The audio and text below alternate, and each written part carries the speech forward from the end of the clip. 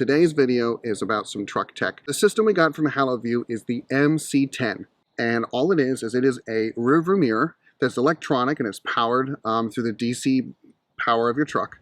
And then it is a remote camera that is wired for power only. So you don't have to wire the video feed, just give it power.